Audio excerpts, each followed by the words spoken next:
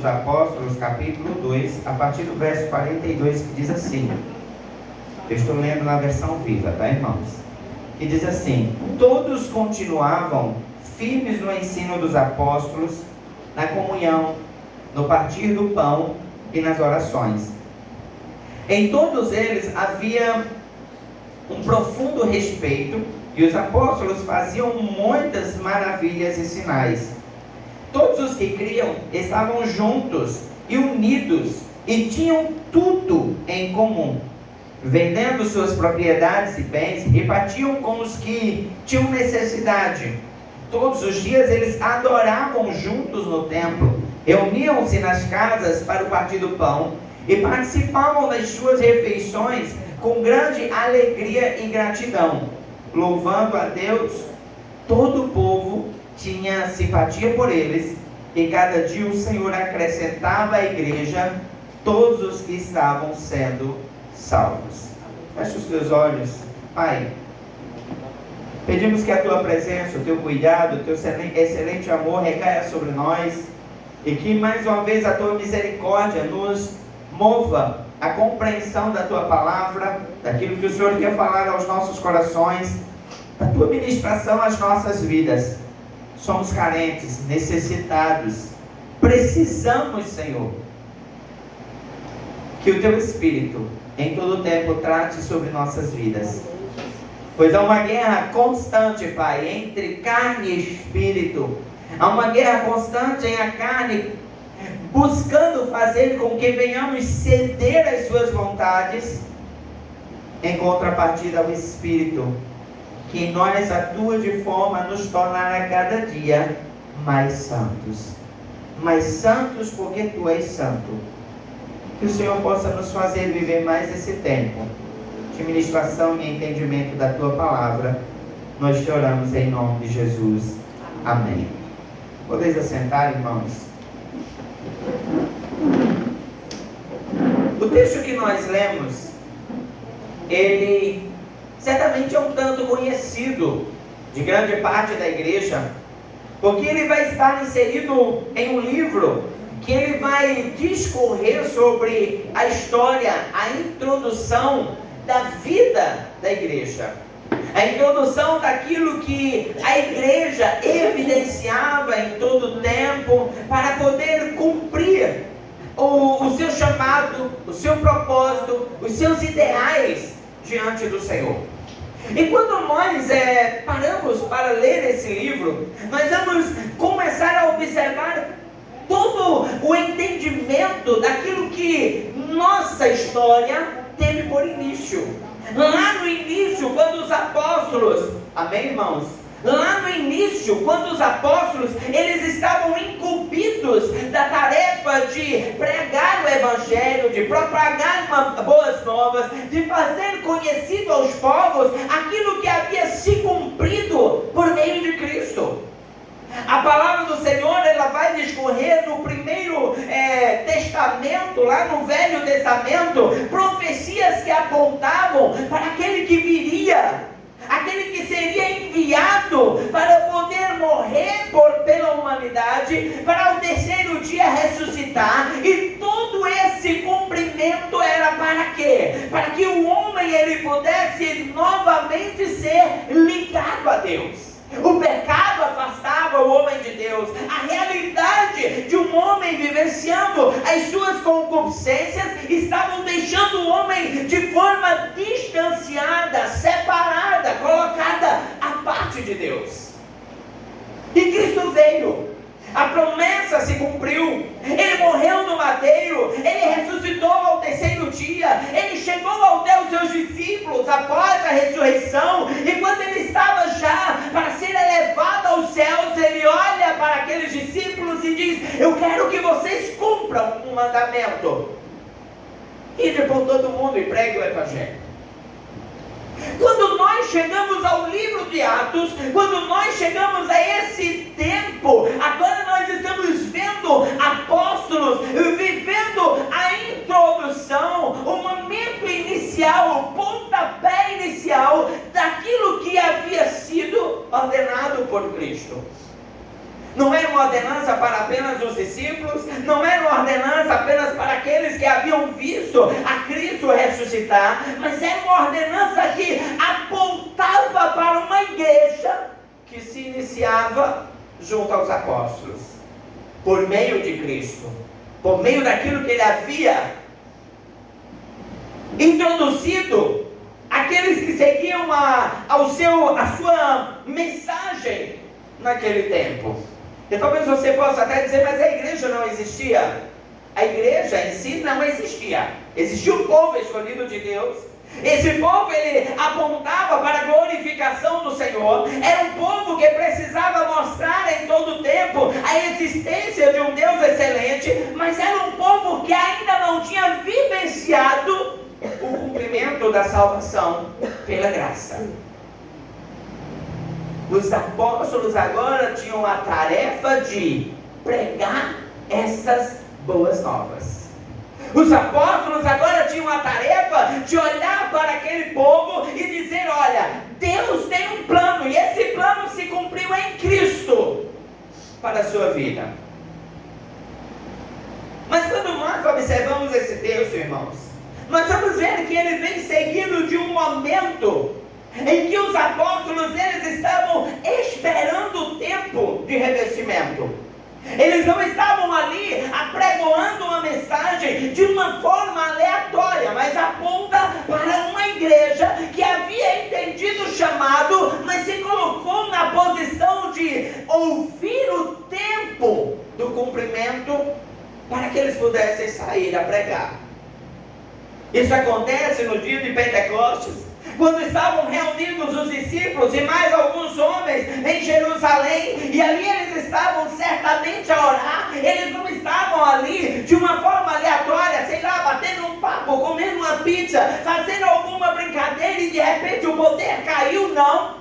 Eles estavam em comunhão, eles estavam em relacionamento, eles estavam vivendo a intimidade do Senhor e estavam ali buscando o dia em que o Senhor haveria de os revestir para sair, para pregar o Evangelho.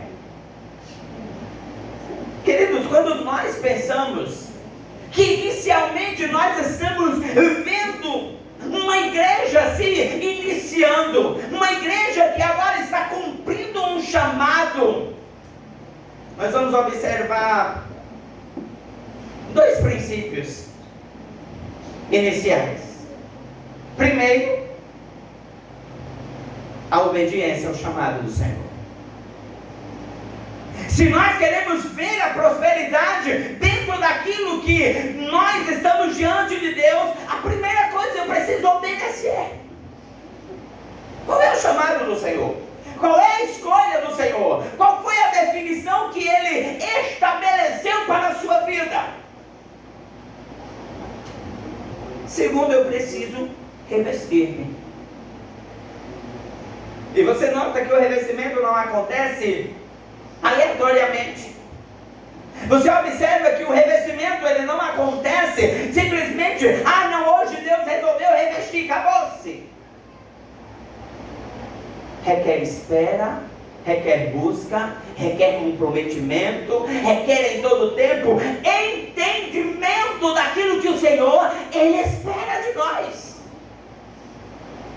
E quando nós começamos a ler esse texto, nós vamos ver uma igreja comprometida.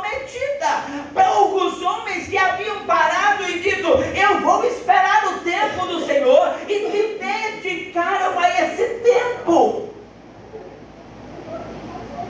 O dia de Pentecostes não aconteceu em um acaso, ele aconteceu em consequência de algo. Aconteceu em consequência do compromisso. Aconteceu em consequência de uma posição em que eles haviam tomado de obedecer a Deus. Mas sabe, queridos, quando nós chegamos ao texto em que nós lemos, ele agora vai apresentar o resultado desse trabalho. Ele agora não está falando sobre uma expectativa, ele está falando sobre uma realidade. Ele não está falando sobre algo que estava sendo sonhado nos corações dos apóstolos, mas eles agora estão falando do resultado daquilo que os apóstolos haviam comprometido em fazer diante do Senhor. E quando nós chegamos então ao verso 42, nós agora vamos ver o texto de Atos dizendo: todos continuavam firmes nos ensinos dos apóstolos. A primeira questão que o texto ele vai dizer é que aquela igreja, aquele povo que havia sido escolhido, aquele povo que havia ouvido o chamado de Deus, aquele povo que havia decidido esperar pelo cumprimento do revestimento, eles haviam executado o seu trabalho. Essa igreja também não se formou a acaso. Da mesma forma que os discípulos não foram revestidos aleatoriamente, essa igreja não se constituiu aleatoriamente. Houve um trabalho, houve uma dedicação, houve uma decisão em fazer com que as coisas acontecessem. E porque eles decidiram viver a vontade do Senhor, e porque eles decidiram cumprir o propósito de Deus, eles agora vivem uma realidade de uma igreja que mantinha-se perseverante. Irmãos, a primeira coisa que eu gostaria que nós pudéssemos pensar nessa noite é sobre a nossa perseverança. Nós ouvimos Deus apresentar muitas coisas para nós. A palavra do Senhor, ela profere sobre nossas vidas promessas grandiosas. Mas será que nós temos sido perseverantes? Será que nós temos sido pessoas cristãs que se mantêm em um comportamento sincero diante de Deus? Quando o texto diz que aquela igreja continuava, é a mesma coisa que dizer aquela igreja permanecia, ou seja, ela perseverava. Ela perseverava no ensino dos apóstolos, ela perseverava na comunhão, ela perseverava no partir do pão, e ela ainda perseverava em suas orações.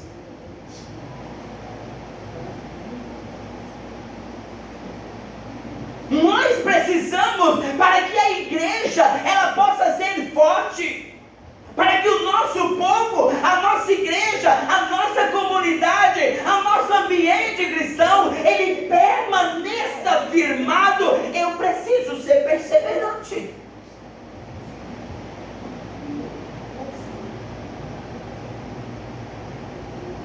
O texto, irmãos, ele aponta para um comportamento, uma perseverança nos ensinos. E não há como nós perseverarmos nos ensinos de casa. Não há como nós sermos pessoas que perseveram em conhecer as doutrinas, as mensagens, os ensinamentos, se nós decidimos não buscar.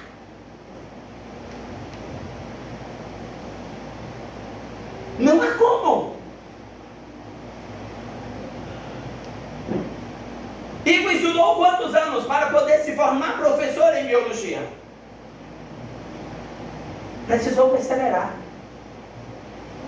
Para que hoje ele tivesse o resultado de ser um professor em biologia, ele teve que perseverar anos estudando, se dedicando, se preparando para as provas, se preparando para aquilo que tinha que ser trazido ao seu conhecimento, está indo à universidade. Nós muitas vezes estamos querendo ser igreja do Senhor, igreja forte, igreja que vive o cumprimento, resultado de uma forma irresponsável.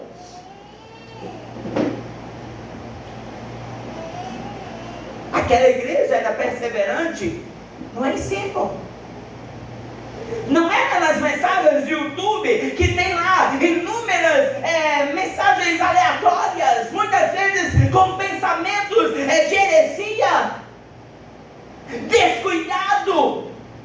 A palavra diz que eles permaneciam firmes no ensino de quem? Dos seus líderes, no ensino dos seus pastores. Não era de alguém lá fora, era daqueles que haviam sido incumbidos de cuidar das suas vidas. E sabe, queridos, eu não estou aqui ministrando que você não possa assistir ministrações de outros pregadores. Eu assisto. Eu escuto ministrações de outros. Mas o que a palavra está instruindo é que a sua perseverança deve ser em estar debaixo daquele que foi instituído por liderança em sua vida. Está debaixo do comprometimento de aprendizado com aquele que deve ter a responsabilidade de lhe apresentar um ensino sadio.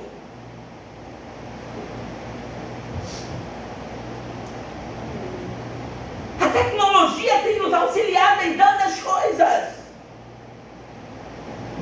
mas ela não dispensa princípios bíblicos. Ela não dispensa a comunhão no aprendizado dentro de casa.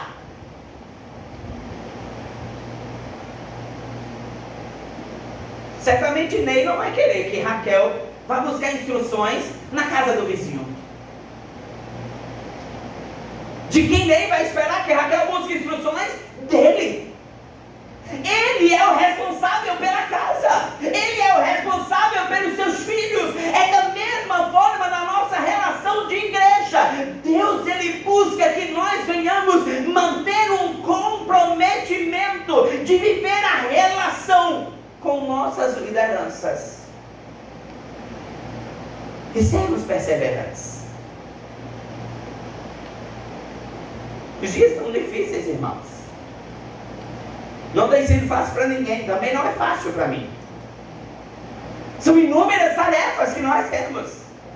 São inúmeras obrigações que nós possuímos.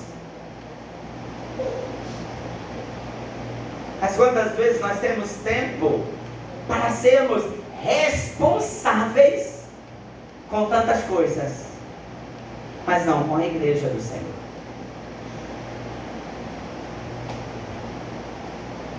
Nós temos foco para tantas coisas. Nós temos foco para de repente começarmos algum estudo. E não está errado você estudar, queridos. O que eu quero chamar a sua atenção é sobre o seu foco. Nós temos foco para estudar, nós temos focos para a academia, nós temos foco para o passeio, nós temos foco para as redes sociais, nós temos foco, mas muitas vezes não temos a mesma disponibilidade de focar nas coisas do Senhor.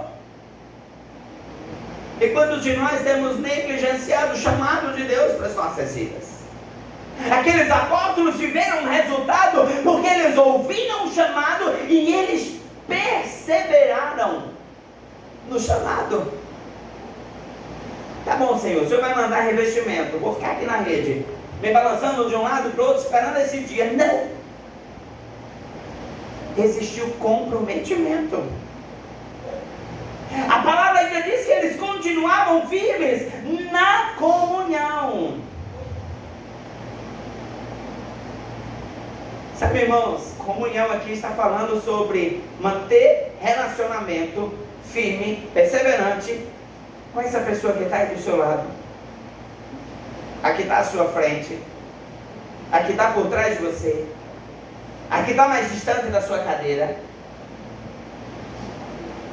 Sabe o que esse texto aponta? Que aquela igreja ela havia sido formada em um comprometimento de se manter firme às relações. Relações fáceis, irmãos? Será que há 2000 anos atrás a igreja não tinha as picuinhas que tem hoje? Será que há 2000 anos atrás a igreja não possuía homens que levantavam falso testemunho, pregavam coisas erradas, criavam dissensões dentro da igreja? Se você assim crê, você não leu a Bíblia, porque a Bíblia mostra as dissensões. Paulo e Pedro tendo desavença, Paulo e Silas tendo desavença. Veja que Paulo teve com dois.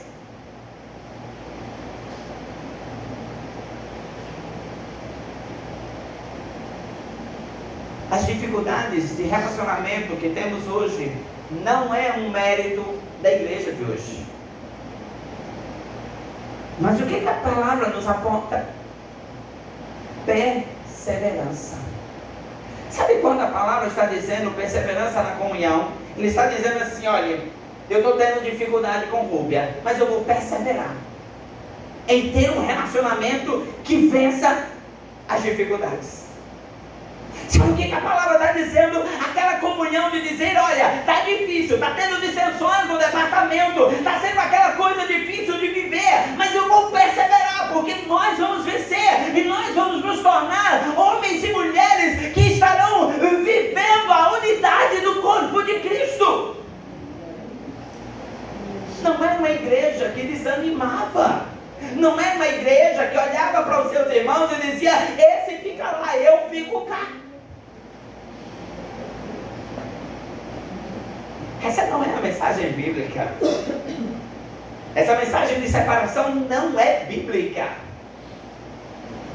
Essa mensagem de Deus me conhece, Deus sabe que eu não consigo, não é bíblica.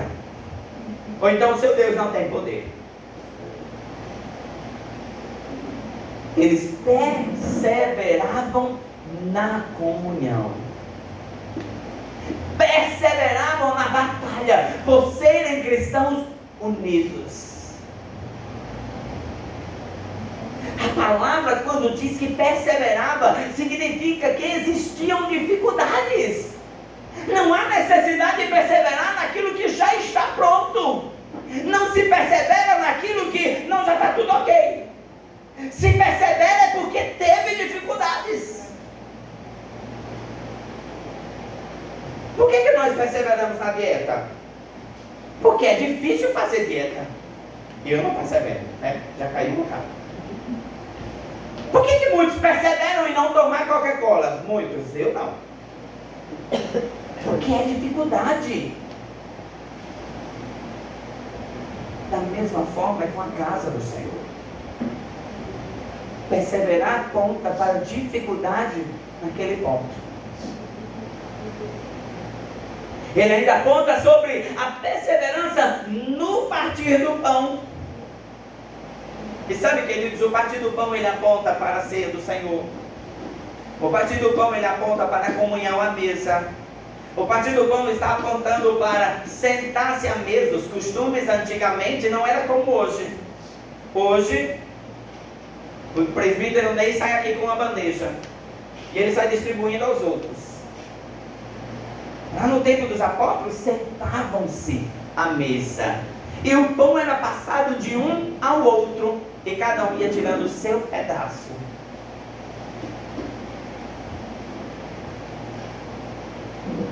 Irmãos, você já parou para pensar que sentar à mesa do lado de alguém que você teve uns atritos é difícil? Você já parou para pensar que sentar-se à mesa, sentar em uma forma circular, ou oval, ou quadrada, mas você está vendo a cara de tudo? E de repente você teve uma dissensão. Eu tive uma dissensão com a nossa irmã Gislaine, e de repente eu sento à mesa e estou te olhando.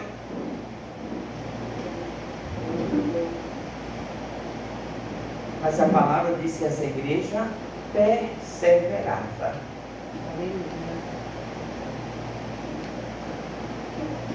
E ela ainda diz que essa igreja perseverava em quê? Em oração. Perseverar em oração. Perseverar em oração e orar em todo tempo. Perseverar em oração é: eu ainda não consegui, mas eu continuo orando. eu continuo clamando. Eu ainda não estou no padrão que o Senhor espera de mim. Eu estou orando, eu estou pedindo a Deus, eu estou clamando por misericórdia a Deus. Receberá em oração em todo tempo. Você está olhando que há alguma coisa ainda para pedir a Deus, alguma coisa ainda para ser restaurada, alguma coisa ainda que motiva a que nós venhamos nos manter nessa condição de oração. A oração, ela aponta para a conversa com Deus, e essa conversa com Deus, ela é constante. Mas muitos de nós estamos vivendo a conversa com Deus igual os pacientes de Larissa, que conversa na sessão. Depois vai para casa e Larissa nem sabe mais o que está acontecendo, só na próxima sessão. Com Deus é constante. Não é como um psicólogo, não é como um terapeuta, é uma relação todo dia. É uma relação de todas as manhãs levantar e aí, Senhor, bom dia. Vamos começar, Senhor. Hoje o meu dia vai ser difícil, Pai. Hoje eu tenho um trabalho para realizar que já estou vendo dificuldades. Senhor, hoje eu não estou bem. Mas todos os dias perseverar, orando a Deus, amando a Deus, buscando a Deus. Todos os dias levantar e dizer: Senhor, eu estou te clamando, eu estou te pedindo, Senhor, porque eu desejo ver a minha esposa convertida, o meu marido aos teus pés. E perseverar. Não é orar 1, 2, 3 dias e Senhor, está difícil, é melhor deixar para lá, deixa eu orar por outra coisa. Mas é continuar orando, continuar clamando pelo filho, continuar clamando pela tua igreja, continuar clamando por sua vida. Ser perseverante. Queridos, quando nós lemos o texto da igreja apresentada pelo livro de Atos, nós vamos ver que é uma igreja que decidiu obedecer, é uma igreja que decidiu esperar o revestimento do Senhor, e uma igreja que cumpriu o seu chamado. Cumpriu o seu chamado.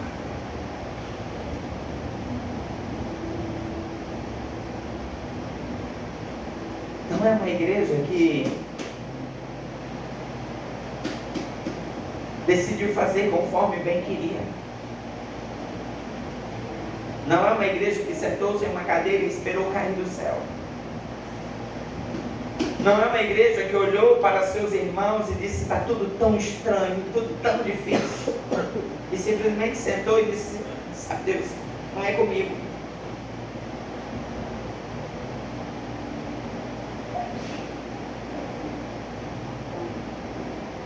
Nós precisamos ser essa igreja que em todo tempo persevera. Nós precisamos ser essa igreja que olha para as necessidades do todo. Igreja não é uma partícula. Igreja não é uma Luciana, uma Antônia ou uma Eliane. Igreja é a soma de Luciana, Antônia, Eliane e todos mais. Ela é uma soma. O apóstolo Paulo, quando ele escreve a carta aos Coríntios, ele diz que esse corpo, essa igreja é como um corpo, Cristo, cabeça, e cada um de nós ali, ó, somando. Aleluia. Somando. Hoje pela manhã eu conversava com o presbítero Carlos Alberto e ele apresentava uma visão que, irmãos, eu fui ali, olha, me deleitando. Ele disse que chegou naquela escola onde estávamos trabalhando e o Senhor levou ele a fitar 2 colunas. E ele começou a achar estranho, por quê? Eu estou olhando para essas colunas. E o Senhor mandou ele olhar um pouco mais para cima. Eram duas colunas robustas, grossas, mas que tinha uma viga que interligava uma coluna à outra. E ele disse que o Senhor começava a mostrar a ele que a coluna é forte, a coluna suporta grande peso, mas ela não suporta todo peso. E ela precisava daquela viga que funcionava como interligação entre uma coluna e outra, para que o peso conseguisse ser sustentado. Aleluia, glória a Deus. E ele então dizia: nós somos colunas e vigas, alicerçados na palavra do Senhor. Glória a Deus, aleluia. Nós somos colunas, outros são vigas, para que o peso da responsabilidade que há sobre nós, o peso daquilo que precisamos fazer sobre as nossas casas, o peso daquilo que precisamos realizar sobre os nossos departamentos, eles pudessem ser executados, não porque somos capazes sozinhos, mas porque antes alicerçamos as nossas vidas na palavra do Senhor, mas começamos a ser interligados uns aos outros, para que essa obra prevaleça, para que essa igreja pudesse ser perseverante. Eu trago a finalização da ministração nessa noite. Ela precisou que um ao outro entendesse o seu papel. Todos eram necessários àquela igreja. Todos eram importantes para que aquela igreja estivesse de pé. O apóstolo Pedro, diante daquela igreja, liderando aquela igreja em Jerusalém, ele não fez sozinho, mas uma igreja fez a obra. Não era Pedro sozinho naquela casa em Jerusalém. Era Pedro e mais outros que se juntaram e perseveraram e oraram e foram revestidos e fizeram a obra, e outros chegaram ao ponto que a palavra do Senhor diz lá no verso 47, todo o povo tinha simpatia por eles, e cada dia o que o Senhor fazia, acrescentava àquela igreja todos os que estavam sendo salvos. Uma igreja que juntos, a soma, fizeram a obra, a diferença. Aleluia. Pastor Isaac nunca será suficiente. Pastor Isaac pode até ser aquela coluna mais robusta, mas nunca vai conseguir segurar uma estrutura sozinho. A igreja não é a missionária Jaciara, a igreja não é o pastor Antoniel, a igreja não é a pessoa da missionária Antônia. A igreja é essa soma. A igreja é essa soma. A igreja se tornará mais forte quando ela entender que um ao outro ajudou. A igreja vai ser mais forte quando ela entender que ela precisa dar a mão, que precisa estar juntas, precisa somar, precisa caminhar junto, para que quando Rúbia estiver mais fraca, Isaac segure. E se Isaac não conseguir segurar sozinho a irmã Rúbia, vem aqui a irmã Carol e segura junto. Pega aqui do outro lado, Carol, por favor. Tá junto. A igreja é essa união, essa unidade.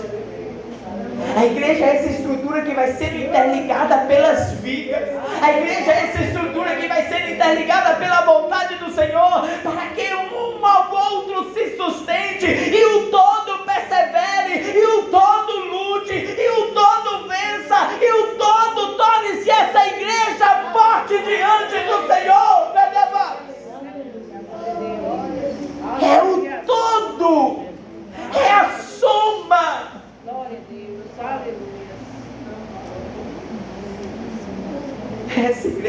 Senhor quer nos fazer. É essa igreja que olha para o outro e diz: esse está precisando de ajuda, deixa eu perseverar junto dele. É sermos juntos. Obrigado, irmãos. É sermos juntos. É sermos uma igreja. Esse é o retrato da igreja do Senhor. Eu queria que você pudesse ficar de pé.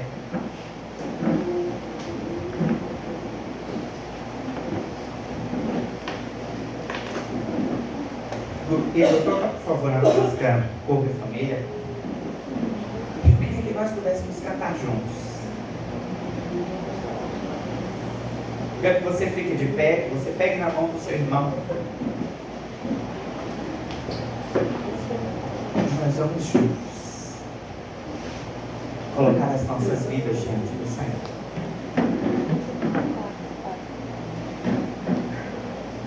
Olha para essa pessoa que está aí do seu lado.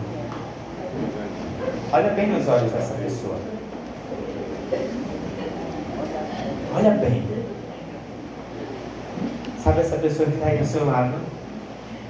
Ela precisa de você. Ela precisa de você. Talvez do seu lado está seu filho. Ele precisa de uma mãe forte. Talvez do seu lado está o seu irmão. Ele precisa de um irmão forte. Talvez do seu lado está o seu esposo. Ele precisa de uma mulher forte. Talvez do seu lado esteja um amigo. Ele precisa de um amigo forte. Mas sabe o que ainda é extraordinário? É que essa pessoa do seu lado também é aquela que vai orar por você, que há de perseverar por você, que há de clamar por você. Um ao outro ajudou. Um ao outro. Um ao outro. Oh, aleluia. Recebi um novo coração do Pai, coração regenerado, coração transformado, coração que é inspirado por Jesus. E como fruto desse novo coração, eu declaro a paz de Cristo. Te abençoo, meu irmão. Preciosa é a nossa comunhão. Somos corpo e assim bem ajustados, totalmente ligados, unidos, vivendo em amor, uma família sem qualquer falsidade, vivendo a verdade, expressando a glória do Senhor, uma família vivendo compromisso do grande amor de Cristo. Eu preciso de ti, querido irmão. Eu queria que você fizesse uma corrente. Talvez não dê para você um ciclo, mas que a fileira da frente pega a mão da fileira de trás e vamos fazer uma grande corrente de adoração ao Senhor. Vamos declarar sobre a nossa igreja, sobre as nossas vidas, uma família. Vamos declarar que nós somos uma igreja que, por mais dificuldades, por mais falhas que possamos possuir, nós somos capazes de ser uma igreja perseverante no Senhor. Nós somos capazes de ser uma igreja próspera. Nós somos capazes de ser uma igreja que representa a Deus. Oh, aleluia! Recebi um novo coração Coração regenerado, coração regenerado, coração transformado, coração que é inspirado por Jesus. E como fruto desse novo coração,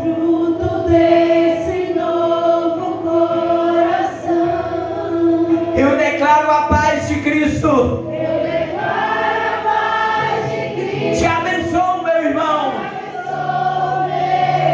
Preciosa é a nossa comunhão. Oh, aleluia! Somos corpo e assim bem ajustados, totalmente ligados, unidos, vivendo em amor, uma família sem qualquer falsidade, vivendo a verdade, expressando a glória do Senhor, uma família vivendo o compromisso do grande amor de Cristo. Eu preciso de ti, querido irmão, precioso és para mim. Olhe para o seu irmão, a pessoa que está do seu lado, diga a ele isso. Eu preciso de ti, querido irmão, precioso és para mim, querido irmão, eu preciso de ti, querido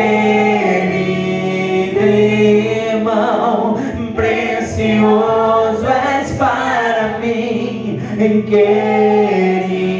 Eu queria que você saísse do seu lugar agora e dissesse essas palavras ao seu irmão. Tu és precioso para mim, eu preciso de você. Nós somos uma igreja. Vive esse tempo de comunhão na casa do Senhor. Declare sobre a vida do seu irmão a bênção de Deus. Declare sobre ele uma igreja forte. Declare sobre ele uma igreja perseverante. Declare sobre ele uma igreja que vive os propósitos de Deus.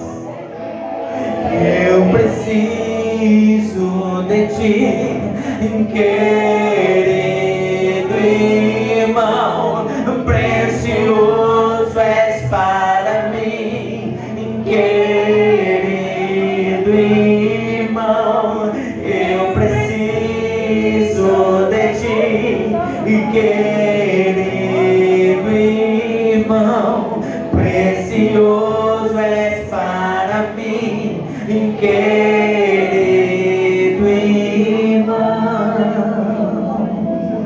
Somos corpo e assim bem ajustados, totalmente ligados, vivendo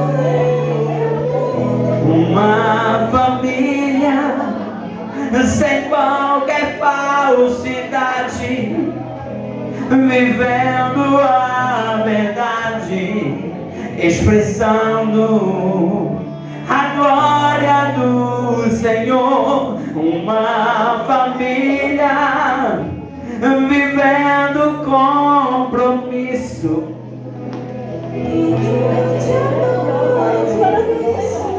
Eu preciso de ti, querido irmão, precioso és para mim, querido irmão, eu preciso de ti,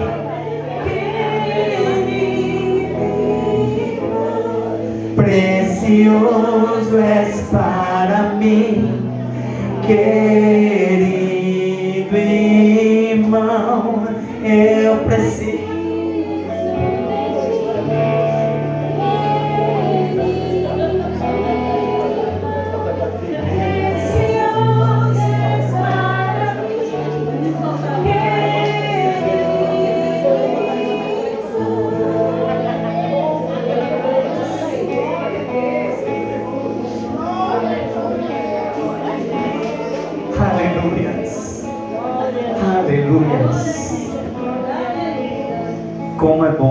viver a comunhão de uma igreja do Senhor.